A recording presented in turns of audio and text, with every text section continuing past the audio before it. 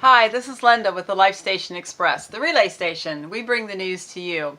You can find my page at www.lifestationexpress.com, and there you'll see what I'm all about and what I do. I'm not going to get into that today. You can go to my other YouTube videos if you want, or you can go to the page itself and check out a little bit about what I do. But I had something on my heart and on my mind that I thought I'd share, and I always like to look and see and try to find a Bible verse or a Bible story or a Bible passage that kind of goes along with what I've been thinking. And I did find one, and I'm just going to read. It's a whole chapter. It's not going to take long, but if you be patient with me, it's a great story. And I just want to read this first off before I say a little something, and then we'll just keep this brief. But this is coming from 1 Samuel chapter 24. So 1 Samuel, there is 1 Samuel and 2 Samuel in the Old Testament, and it is the 9th book, I believe, from the front, from Genesis. And I'm just going to read this really quick, the story. When Saul returned from following the Philistines, he was told, "Behold, David is in the wilderness of En-Gedi." Then Saul took 3,000 chosen men out of all of Israel, and went to seek David and his men among the rocks of the wild goats. So David is hiding from Saul at this point, and Saul wants to go find David.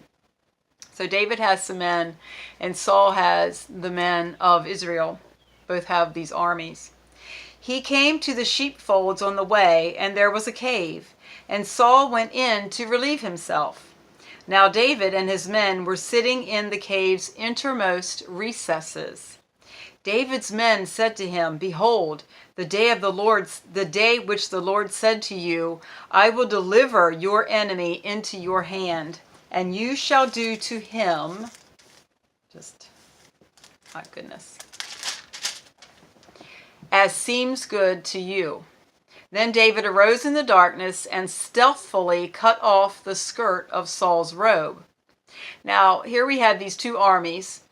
Saul's army is looking for David and his men, and in the midst of that, they go over to the rocks and the hills and the caves where David and his men are hiding out, and Saul basically has to use the restroom. So he goes into this cave and doesn't know that David and his men are already way in the back of the cave. They're being quiet, and they're hiding from Saul and his army, because remember it said he took the most chosen men from Israel. So he's got the biggest, the best, and the brightest, soldiers with him. So he's got the good guys, the ones that can really do some damage with him. So David and his smaller army are hiding in the back of this cage, or they're being quiet back in this cage. And Saul separates himself from his army because he has to use the restroom, basically. And he goes into this cave for privacy and doesn't know that David and his guys are in the back of the cave. And his guys say to him, "Hey, here's your opportunity. Okay, you get to do what you want with Saul now because you've got him in a vulnerable position." So David cut off a piece of his garment. I don't know if he took it off and he laid it down or what he did, but David was able to do that, and Saul didn't know. So in verse 5 we pick up, "Afterwards David's heart smote him because he had cut off Saul's skirt. He said to his men, 'The Lord forbid that I should do this to my master, the Lord's anointed, to put my hand out against him when he is the anointed of the Lord.' So David checked his men with these words and did not let them rise up against Saul. But Saul rose up and left the cave and went on his way. David also arose afterward and went out of the cave and called after Saul, saying, 'My Lord, my king.' And when Saul looked behind him, David bowed his face to the earth. And David said to Saul, 'Why do you listen to the words of men who say David seeks to harm you? Lo, your eyes have seen how the Lord gave you today into my hand in the cave. Some told me to kill you, but I spared you. I said, I will not put forth my hand against my Lord, for he is the Lord's anointed. See, my father, see the skirt of your robe in my hand.'" Now, do you notice he called Saul father? because David and Saul's son Jonathan were best friends. They had spent time at Jonathan's, basically with Jonathan and Saul. David had spent a lot of time with them, so they had a relationship. Since I cut off the skirt of your robe and did not kill you, you know and see that there is no evil or treason in my hands. I have not sinned against you, yet you hunt my life to take it. The Lord judge between me and you, and the Lord avenge me upon you, but my hand shall not be upon you. As the proverb of the ancients says, out of the wicked comes forth wickedness, but my hand shall not be against you. After whom is the king of Israel come out? After whom do you pursue? After a dead dog? After a flea? May the Lord be judge and judge between me and you, and see, plead my cause, and deliver me out of your hand. When David said this to Saul, Saul said, Is this your voice, my son David? And Saul lifted up his voice and wept, and said to David, You are more upright in God's eyes than I, for you have repaid me good, and I have rewarded you evil. You have declared today how you have dealt well with me, for when the Lord gave me into your hand, you did not kill me. For if a man finds his enemy, will he let him go away unharmed? Therefore may the Lord reward you with good for what you have done to me this day. And now, lo, I well know that you shall surely be king, and that the kingdom of Israel shall be established in your hand. Swear now therefore to me by the Lord that you will not cut off my descendants after me, and that you will not destroy my name out of my father's house. David gave Saul his oath, and Saul went home, and David and his men got up to the stronghold. So here we have a story of great mercy where David showed Saul, a man who he loved and respected, although he did have a right to kill him. He showed him grace and he showed him mercy, even though he took the high road, basically, even though Saul was the bad guy, and even though he had every right to go ahead and take Saul's life. And when Saul saw this, and David came out and he called him father, something triggered, something clicked in Saul. Because Saul, remember, he was tormented. He was a man that was tormented with not only demons, but with pride and some other things. And he had a moment of clarity when David called out after him and he said, Father. He was re-establishing that relationship and declaring how he felt about Saul. And after that, Saul's heart melted for a moment. And he said, Please, David, I understand and I recognize that you had opportunity to kill me. And I see now that you are going to be the king of Israel. He knew he wasn't going to be king for long. He knew that was not happening. That wasn't going to stay. He wasn't behaving the way he should have.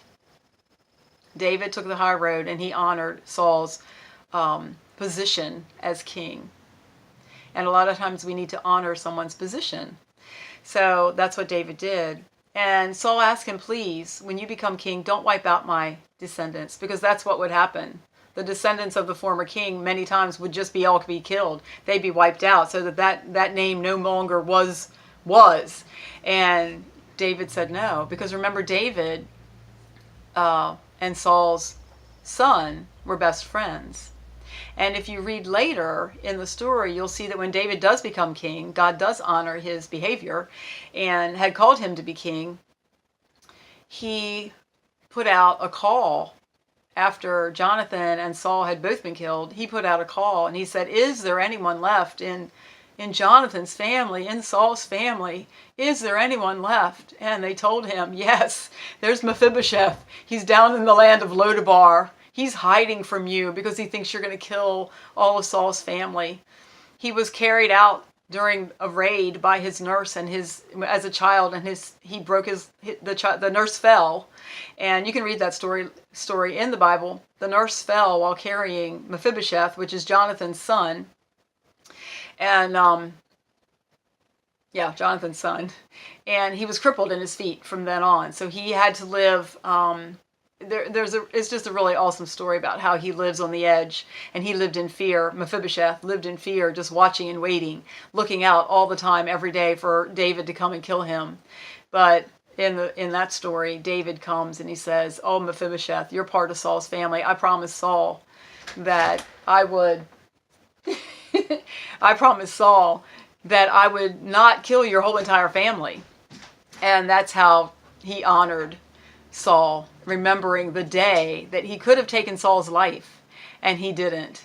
So that was just a lesson I wanted to share, that we have a choice of how we are to treat people, even those people who don't behave so well, and even those people that are mean and nasty to us sometimes. Now, I did want to share this. I've noticed there are some things that people are talking about, and I think it's a kind of a newer expression. We hear people talking about toxic people. There are toxic people around me. There are toxic people in my life. And I think maybe we have gone just a little bit too far with the idea that if we release ourselves from those we call toxic, then it could be a little easier. Or maybe we don't have to, not so much is how can I say this?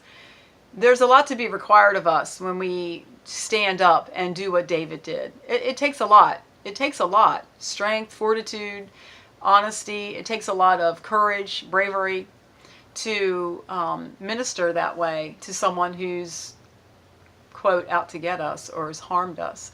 Now, there are circumstances, I truly believe, and I know there are circumstances where if the Lord says you may not continue your relationship with this person, or I would rather you not see this person anymore because it is detrimental to you, I totally believe that the Lord will lead us that way, and He does. I've had two people in my life, and I've lived a little while, but I've had two people in my life that I know the Lord has definitely said, no communication with them for your own good, you know. So I do know that there are times when we need to pull away from another person.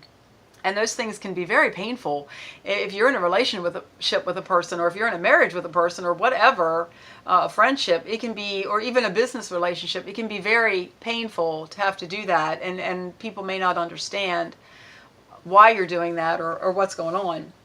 But anyway, there could be someone that you've come across, or you've come into a relationship that maybe is a narcissist or a psychopath. You know, definitely tread lightly. But I want us to really make sure that when we make the decision to cut someone out of our life, and maybe that wasn't the best way. I've heard people say that, you know, I'm going to cut you out of my life. That's very harsh. Choosing to step away from the relationship, or choosing to step away from communication with a person, may be what the Lord has led you to do, because it's just not safe, or it's just not a good thing for you, which I totally get, because He does want us protected and He does want to keep us safe. But I'm thinking in the long run, in general, aside from those few times, and like I said, I've only had two in my entire life. Aside from those times, I think it is up to us to try, at least prayerfully try, to behave with others like David behaved with Saul. He had an opportunity to really get a dig in. Well, he had an opportunity to kill Saul when he was at his most vulnerable. He was going to the bathroom, you know, so he was very vulnerable at that point. You know, that's, you know, he didn't have a door to shut, so to speak, and be safe. But David chose not only to honor Saul because of the relationship he had with him, but he chose to honor Saul's position as king, even though he wasn't a good king, even though he was making mistakes, even though he was going off on the advice of the demons that he had. And, you know, we remember reading earlier that David was anointed. His instrument, his lyre, was anointed.